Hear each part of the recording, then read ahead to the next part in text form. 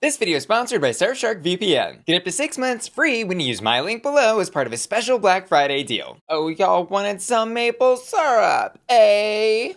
Hi, Ugly. It's me, Sir Bussalot, and welcome back to Hot or Rat. And today we'll be reviewing the premiere of Canada's Drag Race Season 4, in which our 11 fresh little maple leaves were challenged to serve 3 looks in Canada's premiere ball, as we're now calling it. Their first impressions actual entrance look, a Shimmering Showgirls 360 dance set look and number, and lastly, a Best Drag Runway. Category is me, myself, and I. So there's all that going on, plus maybe a bit of a twist happening. Oh, y'all wanted a bit of a twist, eh? But we don't really know what it is yet. The judges were handing out rosebuds to their favorite entrance looks, and then Brooke was ominously talking about the queens having more power than ever at the beginning of the episode, and then in the preview for next week, there's discussion of a golden beaver. So there's something happening, but we don't know what it is yet. Girl, somebody call Nancy Drew. She's needed now more than ever. But twists and tomfoolery aside, we've got 33 looks to cover, so let's go ahead and get into it. First up, and in alphabetical order, it's Aimee, Yonce, Shannel, who for her first impressions entrance is giving us a little red and ribbed for her pleasure, our pleasure, the collective pleasure of the viewing experience. And this look I absolutely love because it is a super bold intro into who this person is as a costumer and performer. Over the top, loud, visually, and 100% commands your attention when she's in the room. Plus, we love a powerful woman that's not afraid to show off a little bit of Golgi apparatus. Where are my science majors at? The mitochondria is the powerhouse of the cell. Plus, all the small details are detailing, like, for example, the heart shape on the bodice reflecting in bottom part of the look. Super cute. This look is hot. And for the Shimmering Showgirls category, she brings us another monochromatic, but this time in all pink, Carnival Dominicano inspired show-stopping look. That's her thing. Girl, she said, there's a show, I'm gonna stop it. And this is a super pretty look. I don't really have any style notes at all. It's executed very well. I just think the one issue she was kind of struggling with, it seemed a bit, was keeping that headpiece like in place. She seemed slightly uncomfortable in the face when she was trying to dance there. But her full 360, definitely hot. And for me, myself, and I, oh my god, this look is absolutely gorgeous, both as a high concept drag fantasy and also like I could see like the chancellor of like an alien ruling planet definitely wearing something like this. It's so scrumptious, the details in the rouging, and also the callback in the rouging to like her first look. I love these like thematic connected pieces across looks that are already giving us the brand of who Aimee, Yonce, Shannel is. And the collar, the headpiece, chef's kiss, regal, beautiful, gorgeous, amazing, talented, show-stopping, la la la la. This look is hot. But you know what's even crazier? That pretty much all of our internet activity is tracked, monitored, and sold. But have no fear, because Surfshark VPN, the sponsor of today's video, is here to save the day. Start downloading Surfshark by clicking the link in the description of my video. Then connect to any one of their over 3,200 secure servers around the globe in just one click. And just like that, our internet browsing traffic is private, secure, encrypted, and anonymous. And I've been using Surfshark VPN for over 3 years because they help me with getting better prices when online shopping, unlock geo-restricted content, and help you access websites or videos that may be blocked in your home state or country. For example, this streaming platform shows every season of RuPaul's Drag Race to viewers in Argentina. And thanks to Surfshark, it takes just one click to surf on over there and get access to the entire Drag Race streaming library. Oh, and guess what, Mimi? You can use Surfshark on all of your devices with unlimited device login. So what are you waiting for? Lock in Surfshark's special Black Friday deal by clicking the link in the description of my video. And then enter code Bussy during checkout to get up to 6 months of Surfshark for free. Plus, there's no risk in just trying it out because Surfshark offers a 30-day money-back guarantee. Thanks Surfshark for sponsoring today's video. And next up, let's enter the Matrix together. It's Aurora, who for her first impressions is giving us a raw little taste of exactly who she is. She's integrated some of her Chinese culture and heritage into this look in a super beautiful and never been seen before way. And I could definitely see these terracotta roof shingle or warrior armor pieces being interpreted as slightly out of place, but I liked the harshness that she played with there, contrasting in all of the softness and regality and beautiful of the rest of the gown. My only note is I think she could have tied in those terracotta colors or pieces into other parts of the look just to complete the fantasy from head to toe, but this look is absolutely hot. And for her Showgirls 360, she continues to impress on the visual front. Like that seems to be something she's very strong at, delivering a look and serving severity. And I love the richness in the red of this look and how she has played with these little cutouts to keep it nice and fun and sexy. My only note here was that maybe she could have pushed some of the performance aspects of this a little bit further compared to what we saw some of the other girly girls doing. Because like, yes, we did see a split, but I also would have loved to have seen her maybe add in some burlesque pieces to her look to have more of a fantasy and a show as she went through it all. But this look is red, red, hot. And finally, for her Me, Myself, and I Runway, she is giving us Born in the Year of the Dragon. So she's wrapped in a dragon. I love this look. And I love the way she has executed on this in both a fashion-y way and also campy way. Give me the silliness of wrapping a dragon around your body, but also make it fashion. It's giving versatile. This look is hot. And next up, it's Denim. Denim, denim, denim. And can we just talk about the entrance look for a second, because this look is amazing. It's giving me like Ash Nico meets Powerpuff Girls meets Y2K, where everyone was just dressing in denim. And it's just so well done. The details are crisp, clean, the lines, the tailoring, all the pieces and the way they fit together. And it's just, it's fashion. Love this look, absolutely hot. And again, for her Showgirls look, I'm gagged, I'm gooped. I am so impressed with this queen already, and we have seen, what, 3 looks from her? She is insane. Her mind is incredible, and the way she is approaching the artistry of her drag on this show is so fresh, so fun, so unique. She's giving us court jester because we simply must have to laugh, and she's gonna be the one to make us do it. And I think she's doing a great job at playing right in that intersection of fashion and camp and fun, and also just being new wave, but also like referencing current trends like Y2K. So beautiful. This look is hot. And for her final runway, she said, "It's milking time, bitch." This is sick. This is twisted. This is crazy. And I like that we're seeing some thematic element pieces connect to her overall catalog. It's reminding me of her promo, but like on a killer trip. And also that it kind of reminded me of some of the stuff Crystal Method was doing on the runway, crossed with like that crazy like organ dress that Milk wore on All Stars, but done in a totally new way. Super, super hot. And next up, let's have a Kiki Ko, who for her first impressions look is giving us a red and black matriarch of the underworld and punk scene. I'll say, I can't say the D word that I'm talking around here because that's gotten me demonetized before, but it's very much giving that word. And in general, I love the simple extravagance of this because at the end of the day, it's basically a black latex catsuit with some like gold belts and detailing on it, but it's done in such a tasteful and perfect way that it looks so elevated and totally hot. And also, girl, we have another little goldy moment on the sleeves. Trend alert. And for Shimmering Showgirls, this was one of my favorites. I love the pink and black color palette that she has here, and it's nod to this very kitschy, sort of tacky world of neon animal print, but again, done in a really elevated way. All of the movement in this, from the headpiece with all the crazy pink and black feathers and the dimension that she has added in those and the ostrich and everything going on. Seriously love this look. And she also was so confident in every part of her 360 set, and there were no giant headpieces falling off or anything. She did a great job. This look is hot. And for her final look, she said, "Oh, mother of pearl, Mother Teresa, Mother RuPaul." Why are you gagging so? Her jeweler said, "How many pearl necklaces do you want?" She said, "Yes." I just can't believe we're out here living for all these pearls while the oysters were dying. That's a niche reference. Moving on. This is a really beautiful look, and it's so good for TV because of all the movement and the shiny and the glitz and the glam, that giant sun goddess-esque headpiece, which all is a nod, she says, to a very traditional Filipina dress. I think it's very clear how much she loves not only herself and her drag, but also her culture through the beauty of this look. It's so gorgeous and totally hot. And next up, meow. It's Kitten Kaboodle, who, as a reminder, has been doing drag since 1981. 40 years of drag. Can you believe it? But yes, the oldest competing queen in Drag Race history talks the talk, but does she walk the walk? Long story short, yes. She comes in this cute little tiger burlesque number, and I love these cat element details like the print and also the ears that she's got nestled into her wig, representing her name, Kitten Kaboodle, without being too over the top about it. Girl, the assets are ass setting. This look is hot.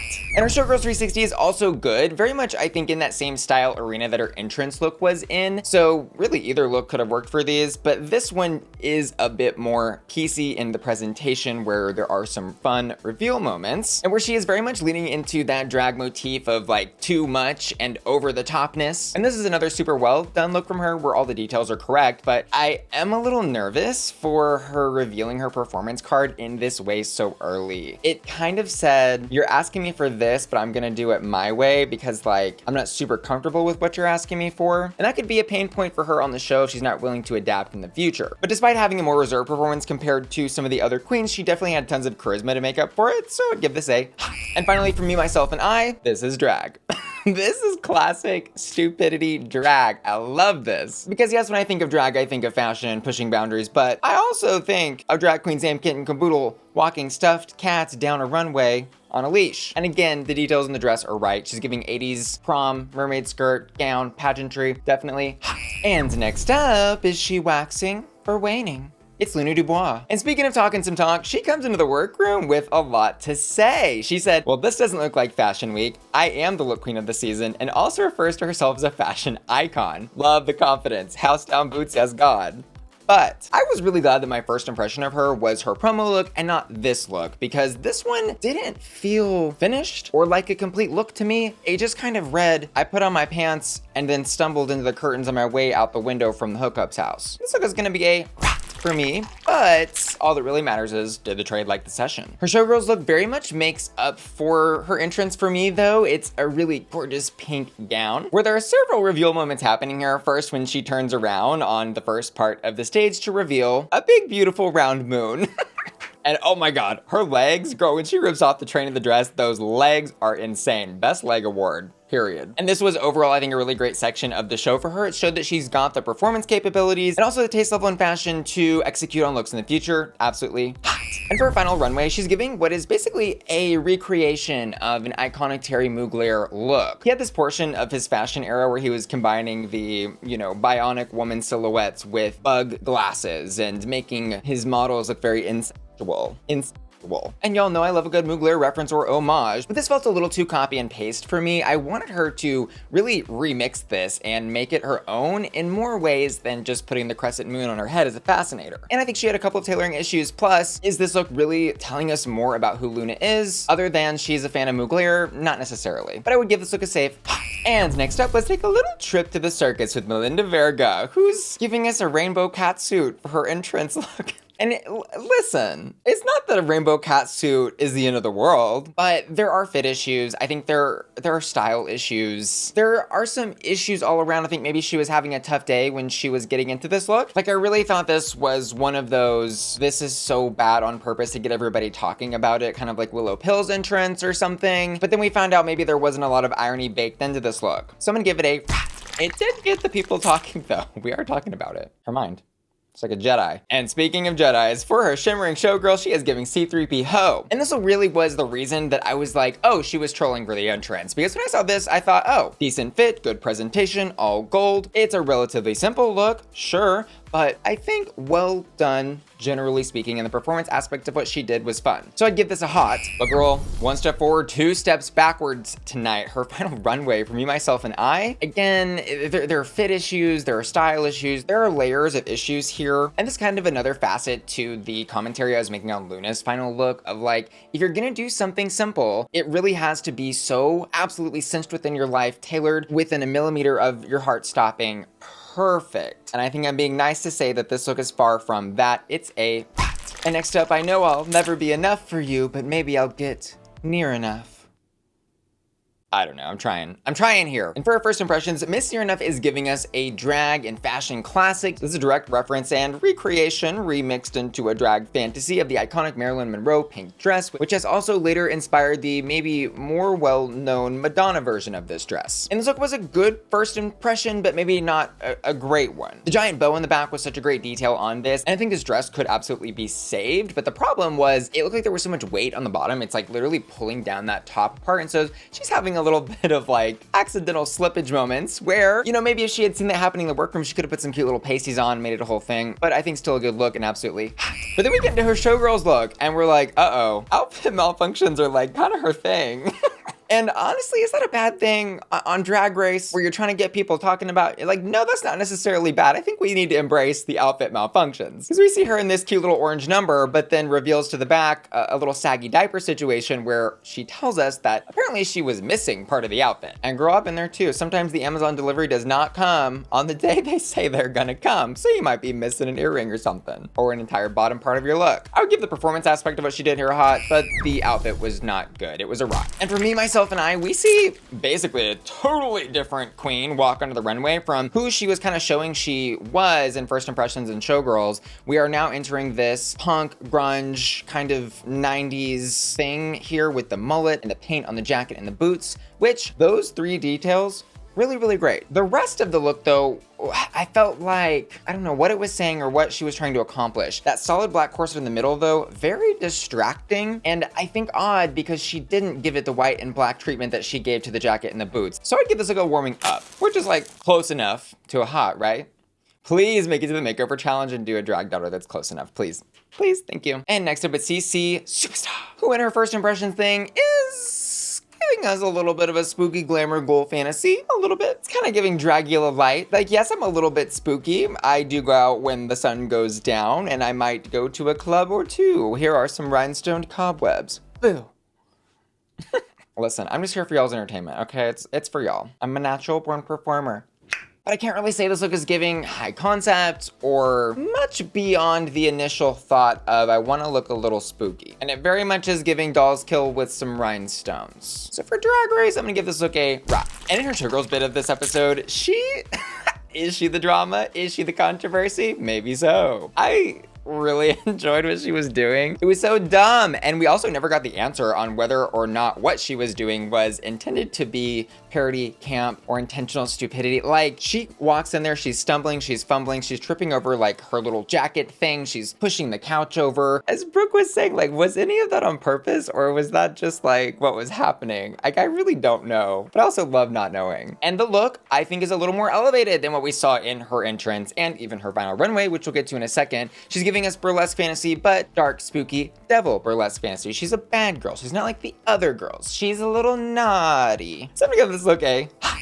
And for me, myself, and I, the judges really critiqued her so perfectly that I don't have a lot extra to add here. Brooke said, I get the punk rock glam, but I don't get the punk rock energy. And I can see you as an attendee of the show rather than the superstar of the show. And they're correct. The issue is, where is this outfit going over the top? And she'd have this thing about this look being a reference to the fashion and looks of Hackers, which is a fun, stupid movie starring Angelina Jolie that you should check out. It's not a good movie, but it's a fun, stupid movie. And like, yes, I do love a little cyberpunk fashion moment. It just needed a little more je ne sais quoi. Make this look a rock. And next up, some girls have to do backflips. She just turns a look. It's the girlfriend experience. Who in her entrance look is giving us a little sailor girlfriend prism power, transformation for your nerves. And girl anime, she better house the down boots, yes God. Slay period, she's rizzing. Your honor, she's rizzing. Gen Z, did I use that right? This look is so cute and I love a good Sailor Moon reference done well. It also remixed because it very much is this sheer mesh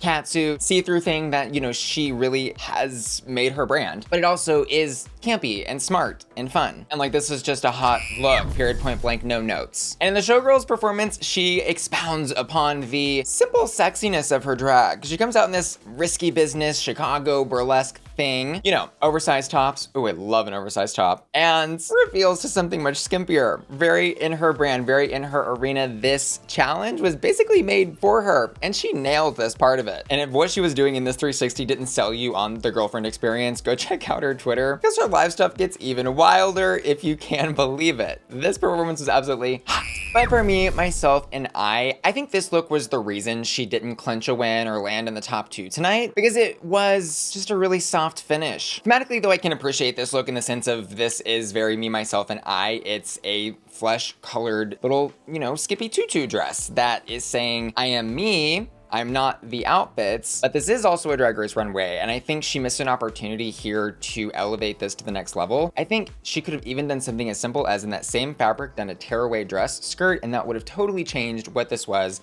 and what it was doing. But I would give this look a safe hot. And finally, she's doing what the other girls can't. It's Venus. And for her entrance look, she's giving us a little high school varsity cheerleader moment with her name rhinestoned across her chest in this crushed blue velvet look with a tearaway skirt. And girl, those legs are legging. Aside though from her killer legs, this was like a very whatever look for me. I think it was kind of missing some shape or excitement in the head and neck area. Because we've got this solid blue velvet coming up into a bunch of just like dark fabric in here that like kind of drowns her head out. And then she's got a bobblehead situation happening with makeup that is painted painted so soft, and then also the hair I think was just kind of a miss here. I think a high pony rather than doing that big draggy back pony would have been a little better. And this look was a very 3 Hot Flame safe look for me, but it actually does get Tracy's rosebud. So gag on that. Now chew on it.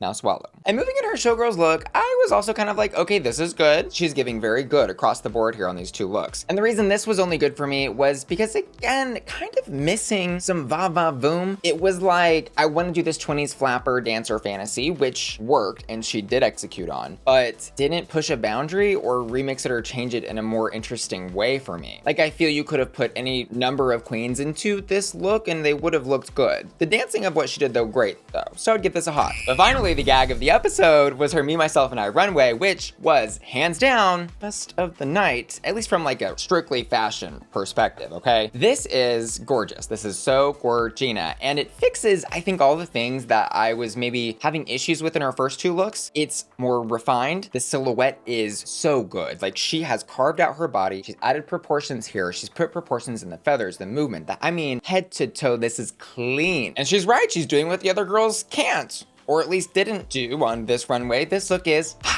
And so looking at my scorecard for all the queens and all their looks, let's pull up the receipts. My top 2 tonight would have been Denim, who got a perfect score of 15 for me, and Aimee, Yonce, Shannel, who got a 14. With very high scored honorable mentions on my card to Aurora, Kitten, Kiki, and the Girlfriend Experience. But the judges end up giving top 2 to Denim and Venus, which I guess suggests they were weighing that final runway a lot higher than the first 2. And the twist of this episode, which has nothing to do with the rosebuds, the golden beaver, or the queens having more power than ever, is nobody's going home. But it did seem the judges and I maybe had a similar idea for who would have been in the bottom tonight, which could have been, I think, any combination of Melinda, Sisi, and Nearah Nuff. But they lived to slay another day. Concerning our top 2, though, Denim and Venus, they get to lip sync to a Tegan and Sara song. And by the way, I love Tegan and Sara. The Con is maybe top 5 favorite albums for me. I've seen them live like 3 times and love them. They're amazing. If they're watching, and we know they're not, but if they're watching, I love your work. And I did react to this lip sync over on my Patreon at patreon.com/BussyQueen. That's my members only website where my patron family gets exclusive member benefits like early access to my YouTube videos and access to exclusive videos like these reactions every single week. And you can join my Patreon and help support the channel by clicking the link in the description of this video. See you there. But this was hands down a Venus win here in the lip sync. Denim, unfortunately, although I think she does probably have the chops to turn out a lip sync, was a little held back by her outfit. I mean, she's literally in a blob of like cow leg, guts, arms, and